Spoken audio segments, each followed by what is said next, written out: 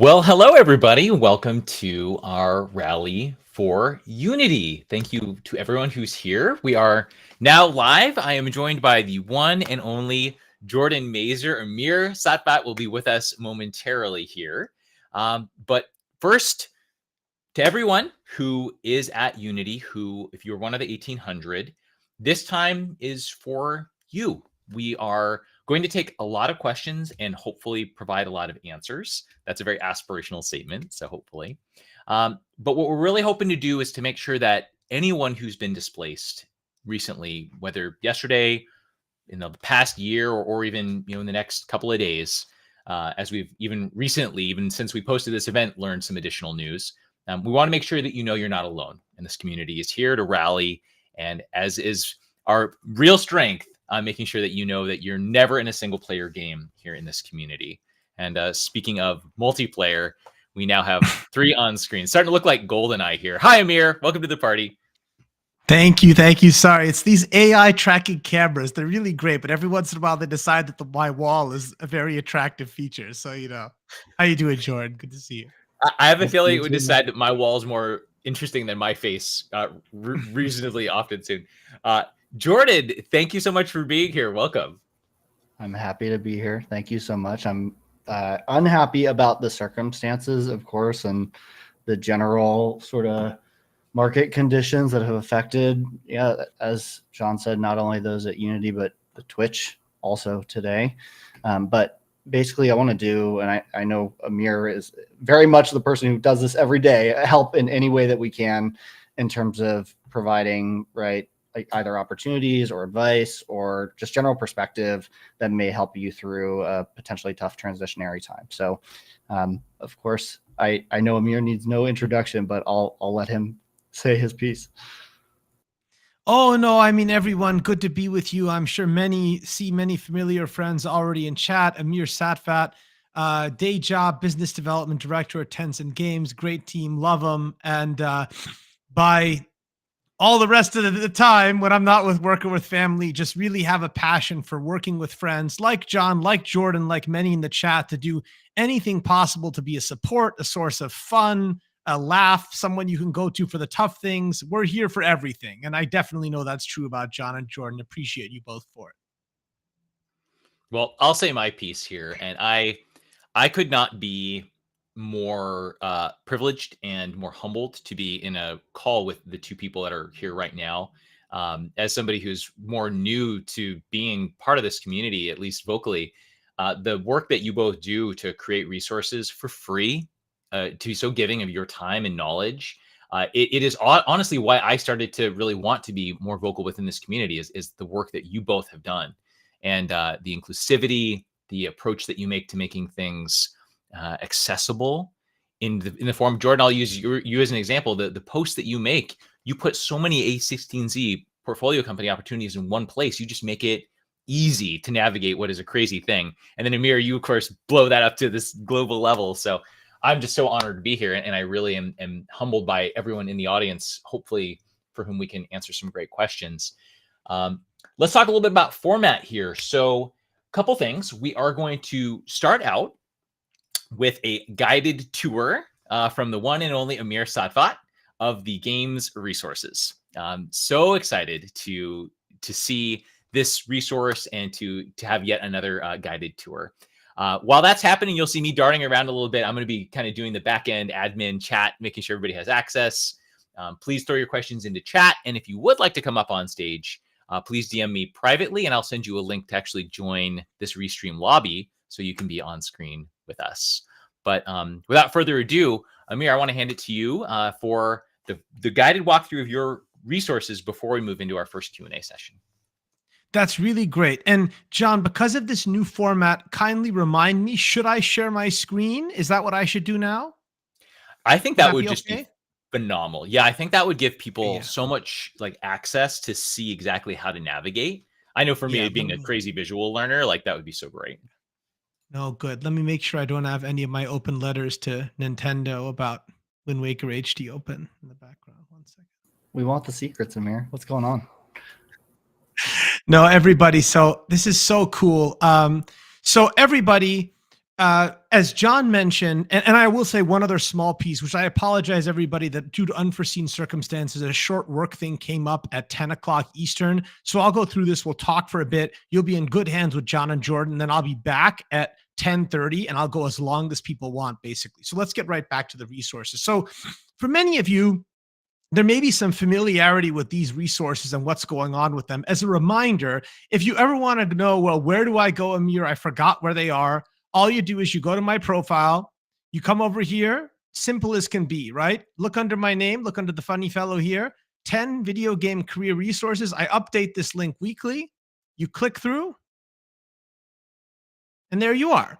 So we have 10 resources for you divided within 5 categories. And in fact, in the post that I made today for Unity, which you'll see rolled out when I do my next weekly update, I've actually added a category 0, which is actually a new video based upon your request. Every resource is based upon your request and what you're telling us you need. And that category 0 will actually be a video on Dropbox that explains roughly what I'm explaining now in case you don't see it during a live session. Category 1 for hiring visibility. These are both resources where, simple enough, you go to a Google form, takes not more than probably a few minutes. You put in some information about who you are, what you're looking for, and this allows hiring managers and recruiters to look for you. One is for absolutely anybody. And we refresh that in Halloween just because I refresh it every 6 months to make sure the data is not stale. So if you haven't signed up since Halloween, please re-sign up. 2 is the same thing, but with slightly different fields because it's intended for people who are in games who have been laid off. So I only ask, all 10 of these resources are for absolutely everybody, with the only restriction being resource 2 is only for people who are in games who are laid off. And I appreciate people respecting that. For 3, 4, and 5, this is actually very, very exciting. So for 3, we have our mentorship program where we have 763 mentors aligned to the same roughly 20 functional areas that we have in our games jobs workbook. There's no catches. All you do is you pick a name in there, you reach out to those people and say, hey, I'm with the mentorship program with Amir's community. I was hoping for a 30-minute discussion. That would be really wonderful. That's the whole process. All we ask is only reach out to maybe 2 or 3 people at a time, every week, every 2 weeks. Give them some time to respond. If you don't hear anything, even in a week, that's okay. Reach out to a few more people. All the people in the community are doing it for free, so we just want to be respectful of their time. Resource 4 is a similar thing, but this is now specifically for CV plus LinkedIn reviews, so you can reach out to someone for that. And then finally, based upon your input, I wrote secret community coaching tool here, but we actually revealed recently, we decided to reveal it earlier because of the Unity news to try to give everyone a little bit of a boost, something to hold on to, knowing we're always thinking of new things for you. My good friend, Alex Gombos, who's really legendary herself and just a wonderful person who is in talent at PlayStation, but that's like the understatement of the century. She wears like 100 hats. She was like, Amir, why don't you have mock interviews alongside those other 2 things? And I was like, you know what, Alex, you're right. Why don't we have that? So we are actually building that up with a lot of Alex's great expertise, and we will reveal that in Q1 24 and have a similar simple format of how you sign up for it as a volunteer and then people find you. But the one thing we want to work on carefully is we're going to have a careful rubric of kind of guidance of how to prepare for those interviews. Now we go into the games jobs directory. This is the largest and most detailed listing of games roles in the world, nearly 13,700 jobs across 1,047 companies. The exciting news with this one is our good friend Ava Tucker gave us a list of nearly over 300, 400 roles that she had been working on. And those 300, 400 roles were within indie devs. And so we're going to add all of those indie devs in over time, increasing that resource to about 1,400, 1,350, 1,400 companies. So that's very exciting. Resource 7 is the Games Org support post. Now this is, you fill out the template that's there with information about people in your org. All you need is 3 people or more in your org that are looking for help after a layoff situation, a programmatic layoff. You fill out that form and get it to me, and I edit it a bit and make sure we get it in front of anywhere from 50 to 100,000 plus people to really amplify the visibility of people in your org. Resource 8 is Amir Loves Artists, in which you submit as an artist who's either in the industry, was in the industry and is looking for work, or outside the industry and aspiring to be a professional games artist. You send me your ArtStation or portfolio link and a sample of your work, and I append it to one of my posts along with a comment so people can see a sample of your work and it can amplify you. This is, again, based upon community request. 9 is a career job pack of my own resources that I wrote, various helps on CVs, resumes, planning your career, and so forth to kind of get you started, and some more detail on each of these resources. And resource 10, I'm working on with our very own John, which is over 100 of you, 109 to be exact, sent input on what you wanted to see in this resource, which is intended to be an almanac of early career resources to be the end all be all. Phase 2 is going to begin very, very soon, where I turn all that input from the 109 of you into a rubric. And I basically say to anybody in the community who's interested, if you have a resource you want to submit to be in that pack as guidance for those who are in early careers, send it to us. We will edit it with a kind of very low bar of kind of professional reasonability for it to be included in the pack. We will put that all together and it'll basically be free to everybody. One thing I realized I forgot is we had a reach out actually about additional mentors. And let me just make one flip over here, if you'll excuse me, to say that, whoops. Pardon me 1 second, everybody. Oh my God, too many posts. Where is it? Well, I can't find it now. Let me stop sharing and I'll just mention that. The last thing is that we got a volunteering of mentor resources, and I will give all the plugging and credit for that once it's done. But basically over 700 mentors that were on another list that are non-duplicative with the ones in our community. So I need some work on that to finish processing and adding it. But when it is done, we will increase the total size of our mentor network by 95%. So that gives you a bit of a sense of all the resources, the game plan for significantly modifying 3 of them, and also 2 new ones that are now in flight. And I always, as I tell everyone, I'm now currently planning out to Q2 24. But if you have an idea for a resource that you think is interesting, that is not covered by what is already there, every single resource on this list, except for, in fact, all of them, every single resource on this list started with a request from somebody for something that they needed that wasn't being provided elsewhere, and we made it happen. So hopefully that gives everyone a bit of a sense of it. Thank you. Talk like the Micro Machines guy, you know? Yeah. Micro Machines is a reference that could be pretty generationally specific, and one that I relate to very closely. Thank you for that, Amir. Cool feature as we're learning more about this tool we're using called Restream is we can actually feature questions that are asked directly on screen. I want to take an example here.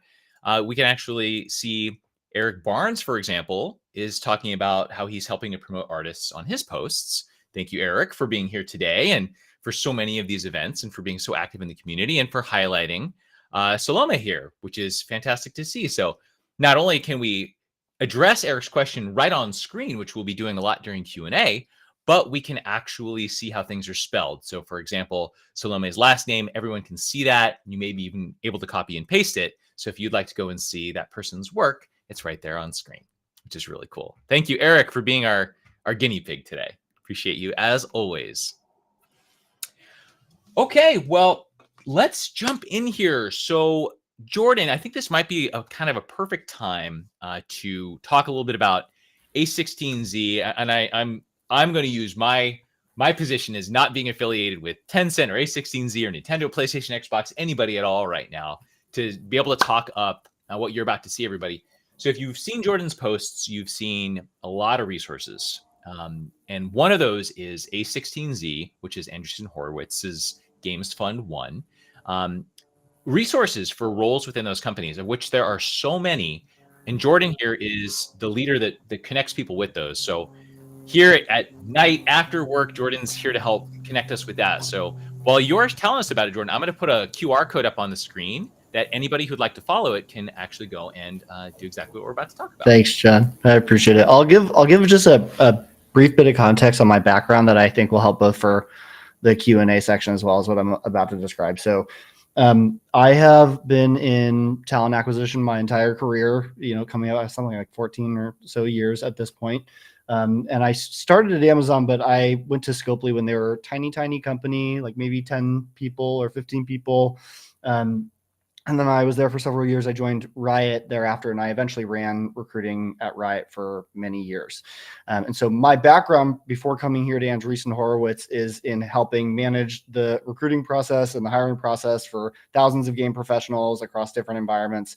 And so I just want to have that as a lens for especially the Q&A side. Now, today, I work in a very different world, right? I work in a venture capital firm called Andreessen Horowitz. We have a fund that basically invests in game studios, game publishers, game technology companies, and the final one is what we call Consumer X Games, which is effectively consumer experiences that are targeted at gamers. So Discord and Twitch are easy examples of the types of products, to be clear, not necessarily right investments that we've made. And that portfolio is quite large. There's nearly 100 companies today. We invest in new companies all the time. And while the portfolio has only existed about 18 months, there are companies that span 2 people and they've raised, $500,000 all the way up to they've raised, tens of millions of dollars, and maybe they have 200 or 300 employees. So my role is to help try and arbitrate talent to opportunities that are the best fit. And so while I do often share direct job links and specifics about those companies, there's also an ability to sign up for our talent network, which basically allows you to just tell us, tell me and tell my team that you're looking for work across maybe the breadth of those opportunities. And then we can have a conversation with you directly to try and find something that is relevant. So we represent hundreds of jobs specifically across the portfolio today, and hopefully that will grow and change over time. More broadly, I'm happy on the Q&A side to talk about maybe career searching advice, interviewing advice, because my whole sort of life has been designing, interviewing programs and recruiting programs across game studios and the like. Is this the part where we recognize that we all worked at Amazon, possibly at the same time? We did. That's an interesting. That's wild. That's wild. This stream is not sponsored by Amazon. Just to be perfectly clear, everybody. Just to make John, you need to have one window open for the customer that's empty, right? Yeah. Yes, we are candidate obsessed here for sure. This is about to turn into a leadership principles inside joke fiesta. We'll pivot over and instead just focus on like 8-bit games references instead of that. But why don't we just jump right in and kind of open it up for some Q&A? You guys open to that? That'd be great. Awesome. So let's just put up our first little quote right there on screen. Live Q&A is now. If you would like to ask any questions, you can do so in chat. If you would like to come up on stage and actually be on screen, you are more than welcome to. Just please indicate as much and I'll send you a link. Very cool. So let's see if we've got any questions already that we can look at. If not, we can just talk about any of our current topics. We do have about a 30-second delay, by the way. So anybody who's sending a chat right here might not be visible in the actual LinkedIn video for a moment. So if there's any sort of lack of syncopation there, that would be the why. Let's see. I can at least give some categories that might help people riff for a second. So there's like general advice on job searching, ways to think about companies, ways to think about actual roles, ways to think about applying, most effective ways to get attention in your application process.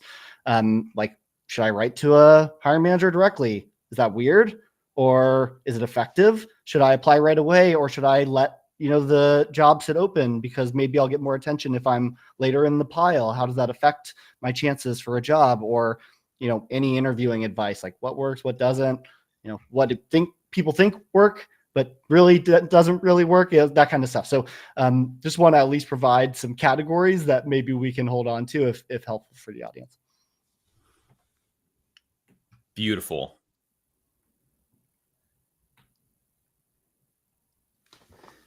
Why don't we actually, let's unpack. Let's give everybody something to riff on, just to make sure everybody knows. I'm getting a couple of DMs right now. You do not need to come on camera. This is not a let's see what your There's not a battle station reveal moment right now. If you just want to throw stuff into chat, that's just fine. But yeah, that might be really helpful if we talk about some of those maybe main buckets of skills that maybe could help folks. And then I know last time, Amir, when we were talking about the versus evil folks, and definitely want to make sure and focus on, we really want to make sure and create space for anybody from Unity who would like to ask for help directly, who maybe has questions about networking, and maybe even could be introduced right now live here on this call. Which I know I'll just go ahead and say myself. I'm happy to introduce anybody to anyone in my network directly right now, live on camera, if you would like that. But anyway, that notwithstanding, what do you guys think? What are some key areas that we could talk about in terms of skill enhancement? Skill enhancement. I mean, I would like to briefly talk about the broad dynamics and expectation setting, which I think Amir posted something right before this about Project Flagpole. So I'm guessing he'll have something to say. The unfortunate reality is that the rate of hiring up until, basically the end of 2022 was excessive, right? If you look at the broad sort of hiring outcomes, there were, over a 2-year period, many of the largest game employers grew by 20, 30, or 40%, which is a massive inflation of the talent market sizing. And we are now seeing the other side of that. And there are many sort of reasons that occurred. But it's important to recognize that the number of displaced folks is, historically high as a ratio of available jobs. So that's point number one. And this coincides with a series of layoffs that occurred just before that in the general FANG, or I don't know if it's called FANG anymore, MANG, right? The Microsoft, Amazon, Apple, Netflix, Google, Alphabet. There's a lot of letters at this point. In any case, it means that you need to sort of think from a position of the broad market has changed considerably over the past 10 years into a new moment. And while that moment may shift, I think within 6 or 12 months, the challenge of finding a job right now is going to be unusually high. So I just want to, it's unfortunate news, but I think it's news that's important to hear. And on top of it, there is a reality of you can sort of take this in by looking at available jobs. So I want to help you think about companies that you might want to look at, or companies that you can intuit something about. So I'll give an example. If there is a very low ratio of available jobs, posted jobs, relative to the number of employees. So say there's 5,000 employees at a company, but 30 open jobs posted, it's very likely that they are either in a efficiency mode, or even worse, they're planning for layoffs. When you go around and search for opportunities, I implore you to try and do some of this math to figure out which of these companies might potentially be on the brink of a change. Because I'm going to go out there and say fairly broadly that I don't think the disruption in the talent market is over in the gaming space. So that's number one. And I want to give you at least some tools to be able to figure out which of those companies might be at higher risk for a change. So that's the first thing I want to say about the broader market.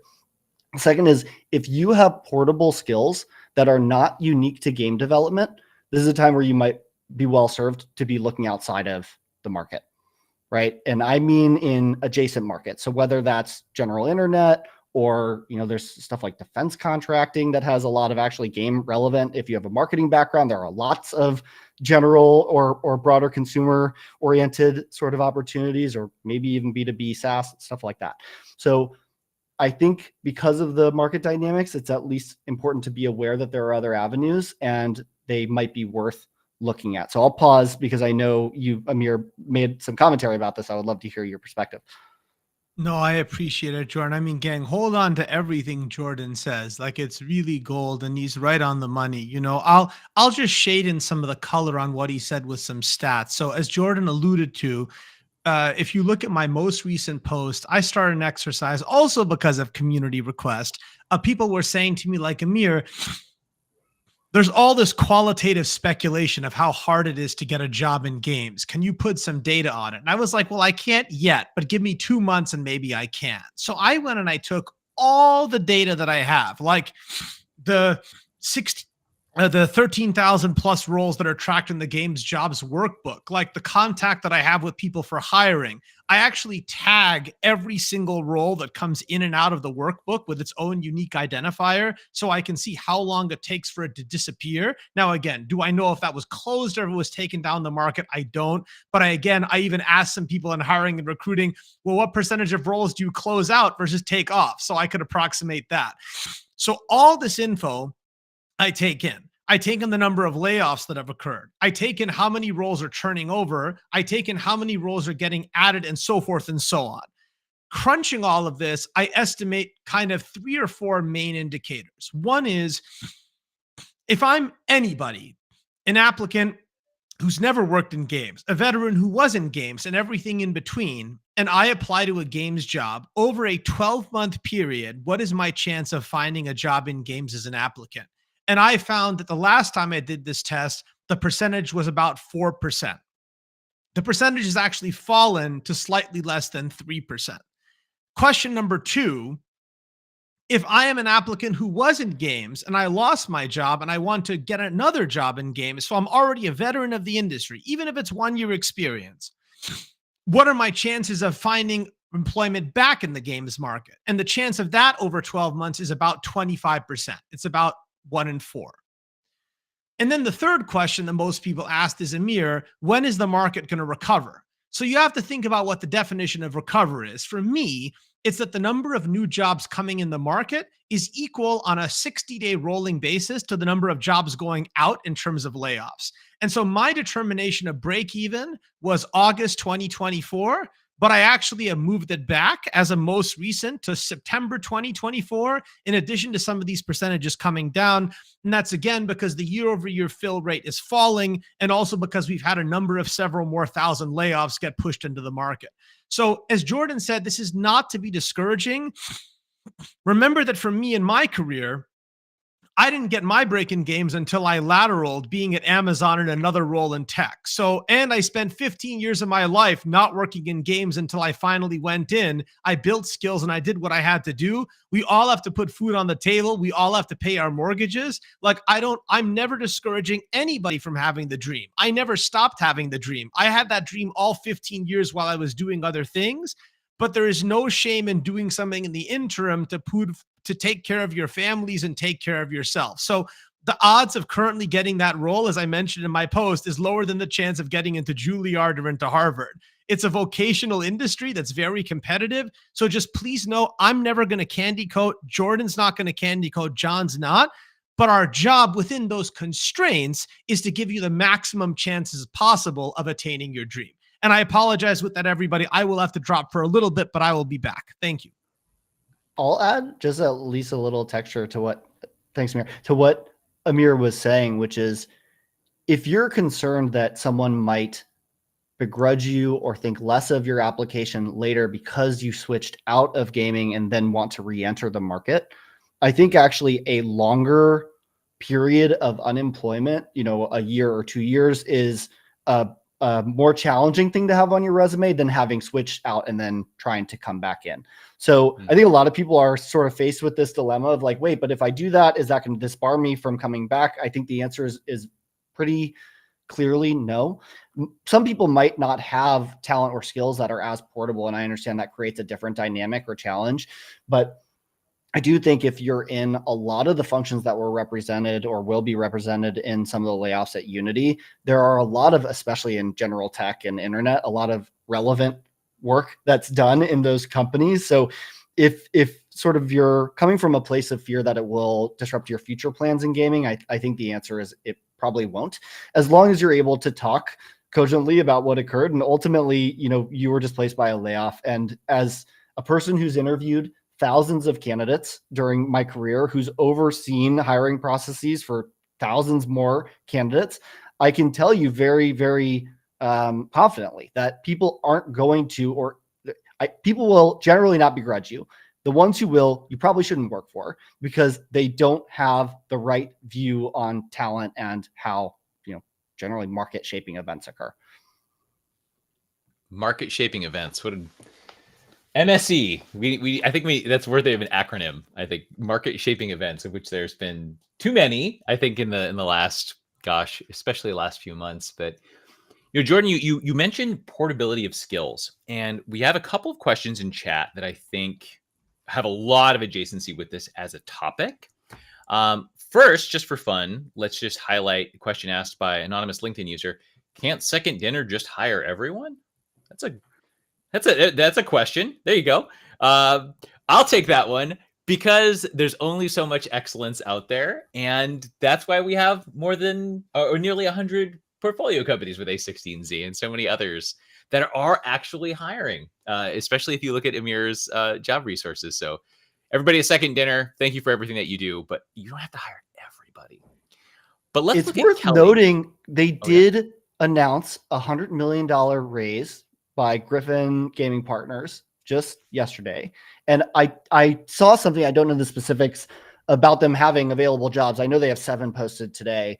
I think they plan to expand the team beyond. So the answer is definitely, unfortunately, no, they can't hire everyone, but they might have more available roles than they did previously. And they are certainly in a beneficial position relative to some of the broader market because they were, I don't know, less than 70 or 80 employees, at least when I last looked at them some point this year.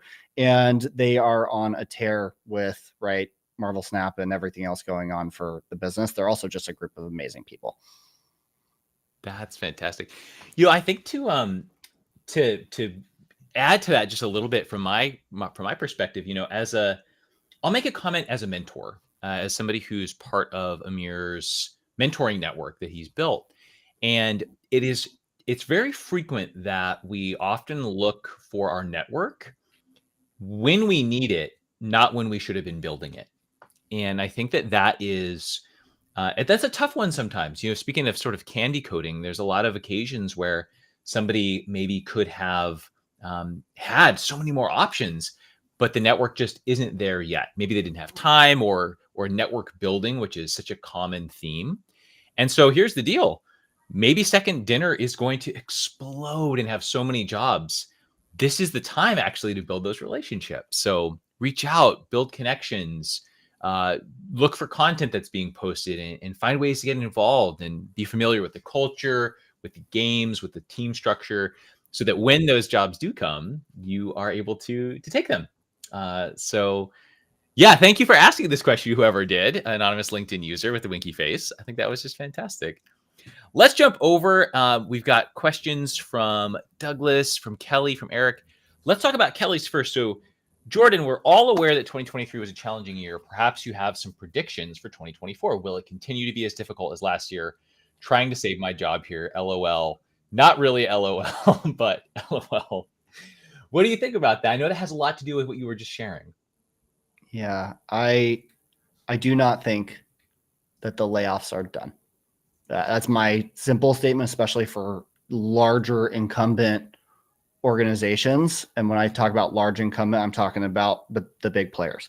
We already know through the filings of some of them, their public filings, like Embracer, that they plan to continue their restructuring efforts. And they haven't described exactly what those are, but we can assume, or we can intuit what might come from that. So there's some major companies out there that have already telegraphed very openly their intent.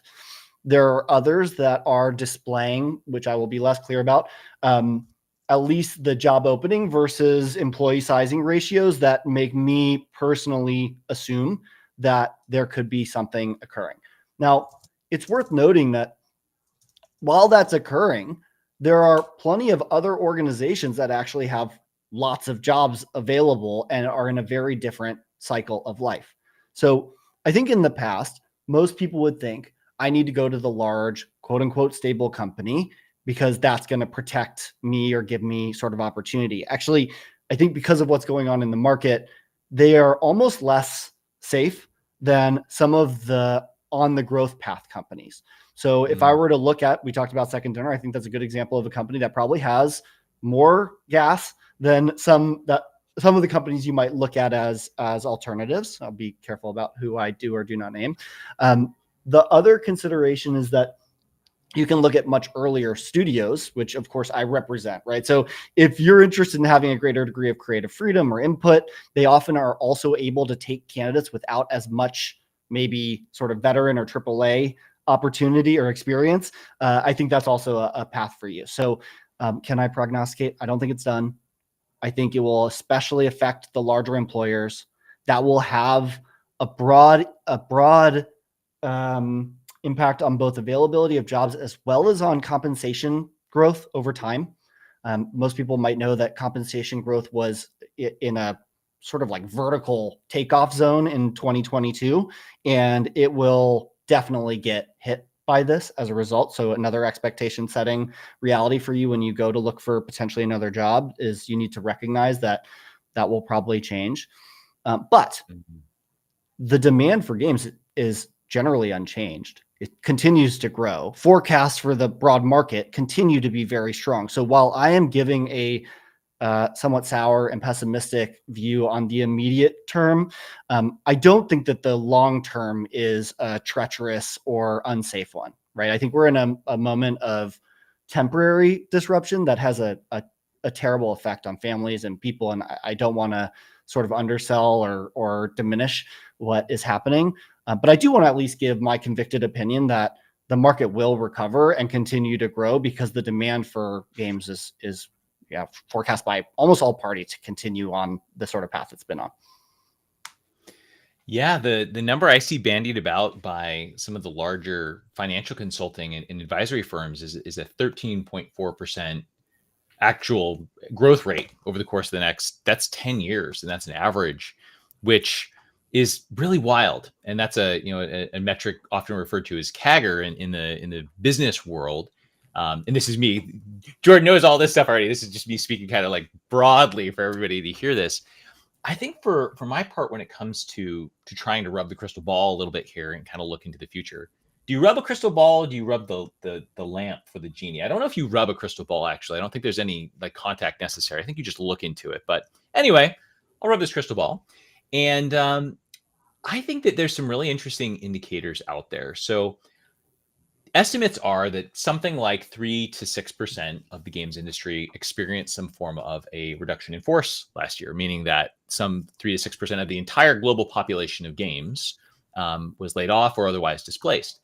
Now, that is an incredible amount of amazing talent that is now available.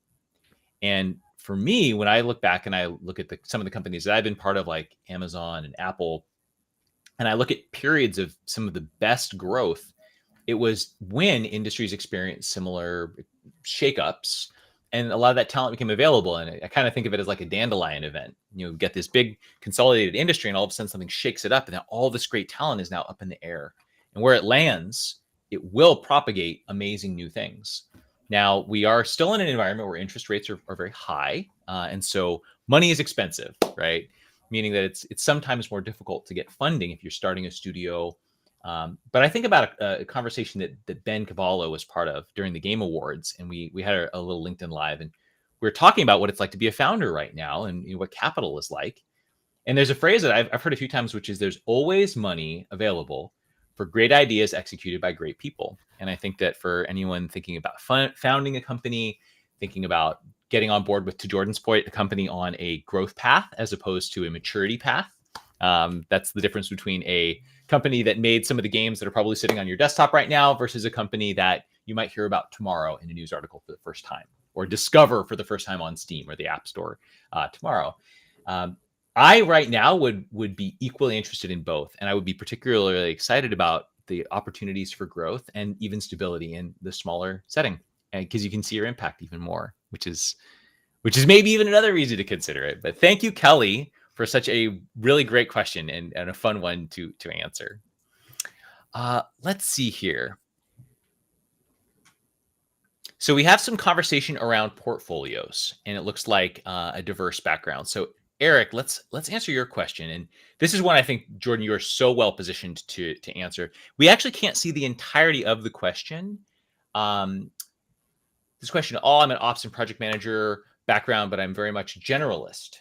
With the current market, is there a place for the generalist? I understand I'm in the 2% opportunity space, according to Amir's post, but does being a Generalist, help or hurt? Yeah.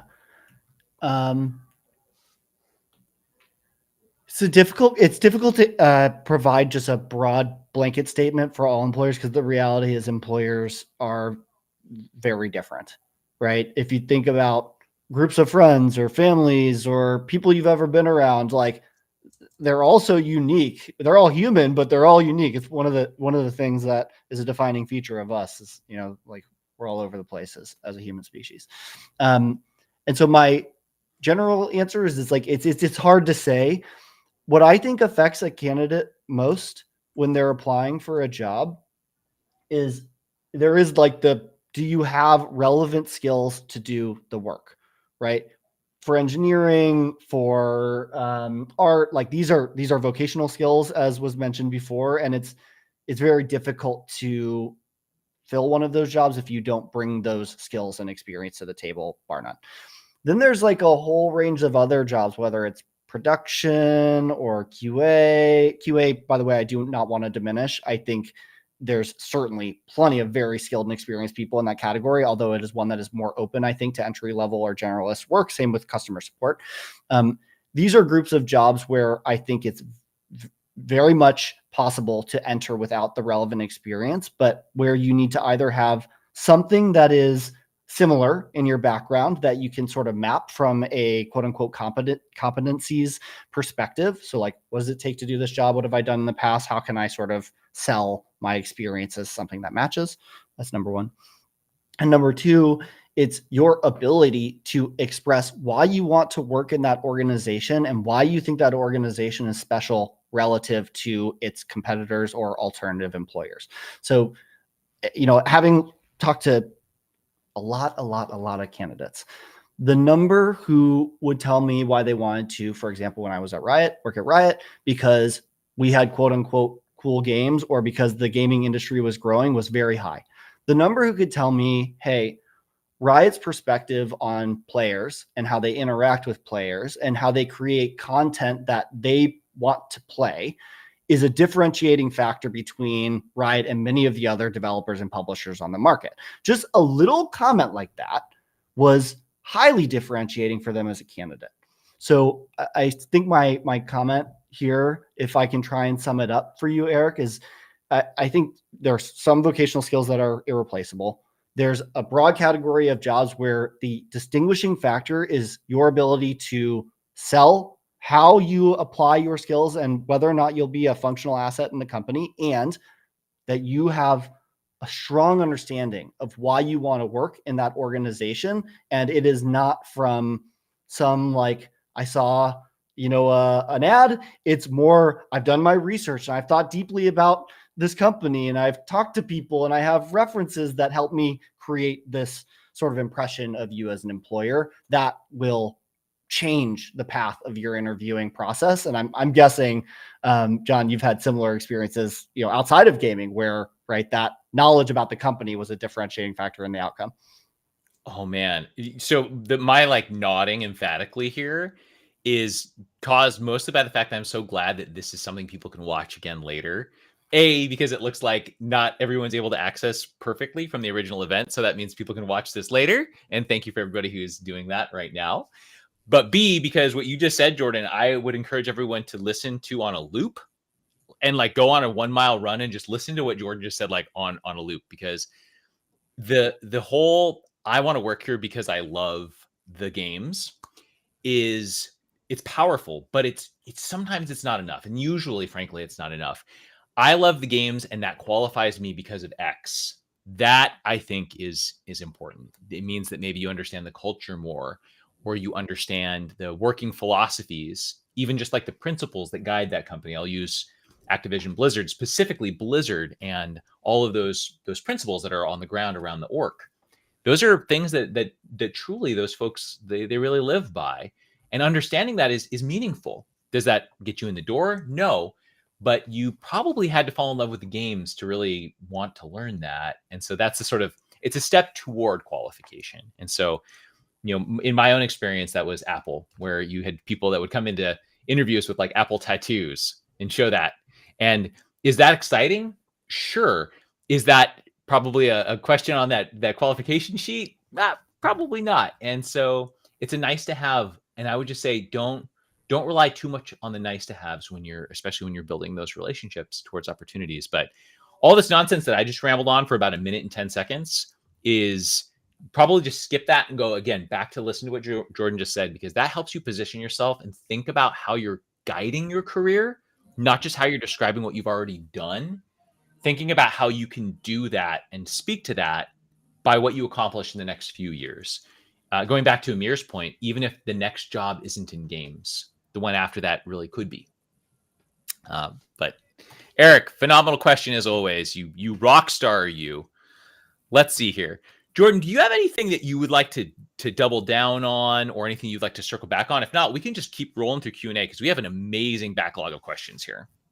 I realized that when we were talking about sort of market dynamics, especially in disruptive times being beneficial to startups, I just want to call out Paul Graham. If you're familiar with who Paul Graham is, Paul Graham was a founder, and he continues to invest as part of the Y Combinator firm. Actually wrote a famous piece in October 2008 about the dynamics of challenging markets and how they are beneficial to non-incumbents. And so I recommend all of you read it. If you just search why to start a startup in a bad economy, and I don't just mean startup, it's like any company that is not the market leader, this is pretty relevant for. It'll give you at least an idea of what basically a market sage. Paul Graham is like one of the most Oracle of Omaha type individuals ever. Of sort of what circumstances we're in, which I think is like the ashes before the rebirth sort of commentary, John, that you were making. So I just wanted to follow up that I don't think these are just opinions of you or I, but there are people out there who've had tremendous billion-dollar successes that will also give you this impression. I think are worth a quick read. This article, by the way, is no more than a page. Ashes, the Phoenix analogy here, right? It's a character in many games and movies, but something burns down before it grows back. I'm sure there's a redwood forests that would have a lot to say about this. I think that, gosh, I really like that commentary on adversity. I think that it's a great opportunity for us all to learn, to think. I think this is kind of a cool moment to mention the organization that I'm part of, which is Games for Love. If anybody here has heard of Games for Love before, thank you for participating in and possibly even being part of any of our events, possibly even being donors or charity streamers who stream on our behalf. What Games for Love is, at face value, is we just put video games into children's hospitals and we replace pain with play to improve health outcomes. That's really what we do. Along the way on that road is we provide volunteering opportunities that can help folks with zero games background literally start being part of designing, creating, and publishing games from day one. And we're really proud of the programs. B. Hamzai, Guillaume Habakos, the founder, Nathan Blair, Marco Realmonte, so many others that are part of the leadership team there. They've worked so hard long before I got involved to create a world that is super accessible. So if you want to work in games and you haven't before, it's a great place to come and build fungible skills that are portable, to Jordan's point. So much so that you're literally building in some of these environments like Unity and Unreal that you can plug right in. And other roles that aren't just developer focused. So if you want to be a producer, if you wanted to work in HR, I happen to be heading up the people and culture function there. So I'm always looking for amazing people to work with. If you'd like to help produce podcasts, we have all this cool stuff that you can do. And you can help kids in hospitals while you're doing it, which is a lot of fun. Now, I mentioned this because there are many organizations like this. I happen to really like this one, so much so that it's on my name tag right there. But there's a lot of organizations out there that provide the ability for you to admittedly volunteer. So not everybody's in a position to spend uncompensated time developing skills. But if you are, and that's something that you want to do, there's just amazing resources out there. Games for Love happens to be one of those. All right. Let's see. We continue to have awesome questions piling up here. So there's one here about networking that is a little further back in the queue. And I think if Jordan, if you're okay with it, what I might want to do is save that one, because I feel like that could be an entire call. That could be a series of calls. That's like a season of calls. is how to network effectively. And we will do disservice in answering this question because we will answer, this tiny fragment of it. But maybe we jump to a more sort of pointed question, then we'll come back to that one. Here's one from Sarab, and it's all about AI. Has anyone heard of AI? It's this new topic that I haven't heard much about it. Jordan, here's a question. With the new AI tools coming into the picture like ChatGPT-4, are jobs like technical product manager, will they become scarce or diminished? What effects will we see? No pressure. It's only the entire future of technology we're talking about. Yeah. I have shared this opinion in other forums, so I'm happy to share it as well. There are some bodies of work that are discrete, meaning there's only so much to do, and once it's done, it's done. I would describe, for example, legal scenarios. Like there's only so many lawsuits that exist out there, and if the effort and work to successfully defend or to bring a lawsuit or a case and to litigate it is made much easier and simpler and lower complexity, then for sure lawyers would be affected. And in fact, I'm not using this just as like a sort of theoretical. I actually think lawyers, it is a space that could very much be affected by the existence of something like AI. There are other markets in which there is not necessarily a discrete amount of effort to put forward. So this is where demand is unmet. Demand is unmet in gaming from the user and player perspective. So is there a very likely reality where many of us will be impacted in terms of our day-to-day and how we need to work? Unquestionably, yes. We will probably need to use new tools. We might need to get rid of approaches. There might be more expected of us on a day-to-day in terms of our efficiency or output. However, my guess is for most people, either they will need to figure out how to use those tools in their current job to be more effective and to produce more, or they're going to have to change how they work, but still use some of the core things that they have. So to give you an example of that category to me, that's artists. Artists have something that very few people have or can just, somehow ascertain, which is, color theory. They have an understanding of the actual way of how people look at images, how color weighting operates. They have all of these technical skills that aren't just like intuitive. They are things that they actually go and learn, and they look at reference material. Now, how they express these with what tools, it used to be they painted. And then now they don't paint. They work on a digital tool that enables them to paint with a stylus and on a screen.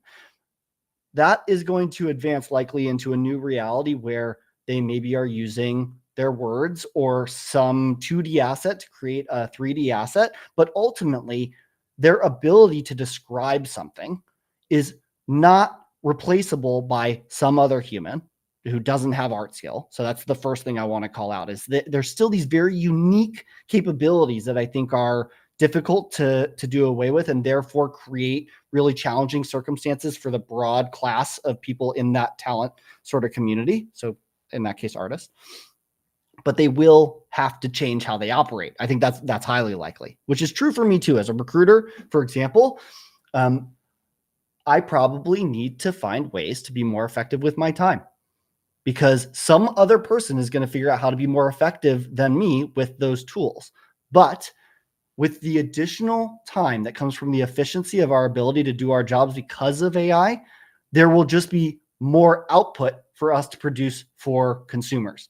So this is why I want to clarify the difference between discrete demand versus non-discrete demand, because I think at the end of the day, jobs like technical product management and art and recruiting, all of them will be forced to come to grips with the reality of the change of how we do our work, but we'll still have the companies and still have the needs to meet, because there's a consumer out there that wants what we're making, and I don't think that changes at all.